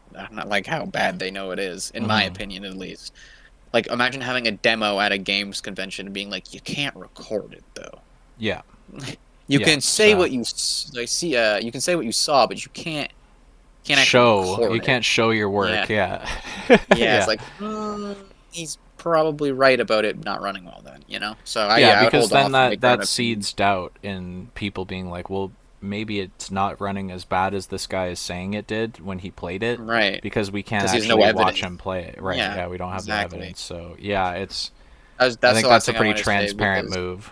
Yeah. I know a lot of people were probably pretty excited to play that on their handheld, on their handheld, and be able to play that game in bed and whatever. Obviously that'd be very cool. But I would hold off and wait until there's official gameplay. Yeah. So, anyways, that was the last thing I wanted to say. But yeah, I'm good to wrap. Oh, Silk Song, by the way, for anybody that doesn't know, is the long anticipated sequel to Hollow Knight, which is one of the Yes. like most sold indie games of all time, Yeah, and it's one of the most well received indie games of all time. So yeah, like insane like levels of hype. And I want to say like how long's the wait been? Hollow Knight came out in 2017. Yeah, dude, it's been yeah, yeah, we've been waiting for this game. I played it only during COVID, so it's been only 4 years since I played it. I just picked it up on my Switch 2, and I think I'm gonna replay it again. So yeah, that was long anticipation, and Silk Song's official. So I've yeah, never that's played thing the we want to get. series. Is it a co-op game? Like, can we play it together? No, it's just like a platformer Okay, side scroller. Yeah, but okay, I mean it's like $15 full price. Like I would go pick it up like whenever you can, yeah. kind of thing. So yeah. Anyways, that's all from us today, I think. So Okay, yeah, and yeah, we will we're recording this on Saturday. This will be uploaded as always on on Sunday. Sunday. I'm also going to try and organize some of my friends to do another episode of the tabletop simulator playing Magic. I called that the Magic of Friendship. Um, Hmm. I'm still trying to convince Declan to get a G2A key for tabletop simulator and play with us. So if you want to do that Yeah, we'll tonight, figure it Declan, out. you should join up with that. Well, I work Cause in the morning, so true. probably not tonight. But But that video got a ton of views. So I also just want to say thank you for anybody that watched that Yeah. video, and maybe that's how they found our channel or whatever, because they're into magic and stuff like that. Magic is something that we'll be talking about occasionally on this podcast as new sets come out and stuff like that. In our episode, I forget which episode it was, but it was titled Spider-Man and Friends. The whole like first 30 minutes are us talking about the new Spider-Man set and magic. So if you've made it to Yeah. the end of this video and you found us through us playing Magic the Gathering on Tabletop Simulator, I appreciate the views on that video. It's like our second most viewed video so far. And if you enjoyed this podcast of us just talking about a bunch of different nerdy stuff, just know that there will be like discussions about Magic the Gathering stuff on this podcast. Declan and I both play.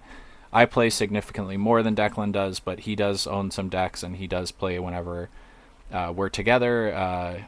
We live in different cities, so whenever I'm in town or he's in town, we do Yeah. get together and play Magic. So yeah, that's why I think you should definitely get Tabletop Simulator and play Magic with us. I think that would be fun. And Yeah. We'll look into it for it'd be sure. cool to see you on those videos as well, because anybody that's been watching these and then feels like getting, watching a little bit of Magic the Gathering content will also be able to hear you, your voice while we play that as well. But yeah, I Great. have a bunch of different friends that are part of that now, and I'm going to try and record either today or tomorrow another episode of that, and that'll just be randomly released. I'm not trying to do like a set release schedule with that Yeah. series. It'll just be like whenever me and my friends get together and play Magic on tabletop, we'll record the session and then I'll upload it. So yeah, that should be a lot of fun. Hopefully, you guys will see another episode of that after this comes out on Sunday. That will probably be uploaded also Sunday or Monday or whatever. I'm gonna try and get an episode recorded either tonight or tomorrow. So yeah, look out for that. And I just want to say thank you for the views on that video, and for anybody that's made it to the end of this, anybody that's enjoying this podcast. Uh, like, subscribe, share it with your friends, do all that stuff. I'm Build a not super tapped community. into how the That's the algorithm and shit works, but like, do whatever you got that's to what we do to want. help Oh us yeah. out. And if you want to see this podcast and other stuff on this network grow, um, please do whatever you got to do to help us out, and hopefully we'll be growing into something larger. I have like another proper podcast that's going to be coming down the pipeline in the next few months. Yo, I do have to Um, wrap, by the way. Sorry. yeah, yeah, yeah. So Yeah, yeah, yeah, sorry. I just wanted to say thank you to Yeah, yeah, anybody yeah. watching so far, and Of course. do whatever you got to do That's to help us awesome. out and grow. And we'll be putting more time and money into this, and growing it Yeah, no, I want it to be a to place scale. where like So people can talk to each other and like meet other people with interests. So like at some point, we might create like a public Discord or something when we have 100%. enough people. Yep. Yeah, when we have enough people that actually watch us and there's a big enough community, more than just like whatever 5, 10, 15 people, we'll have that Discord, and I think that'd be awesome. So yeah, Yeah, we want to create a whole little community. This yeah, is something that we're both passionate about, and that I have passions that extend to other things that we can record and upload and stuff like that. So there'll be a couple podcasts on this network. There'll be a couple of different games that we'll be playing through, and that sort of stuff. And yeah, it's just we're trying to expand out to so that we reach a larger audience of people that might enjoy some things and not others, and whatever. You'll be able to find it all on in one place on one channel, and you can watch what you want to watch and support us. And as we grow, I will be putting more money and time into this to make it even better and more enjoyable to watch. So if you want to watch that happen from the start here, please support us, like, comment, subscribe, do your send it to your friends, get other people involved, and hell yeah, you'll watch us get bigger. So thank you again. hell yeah. All right. All right, See you later, peace, guys. y'all.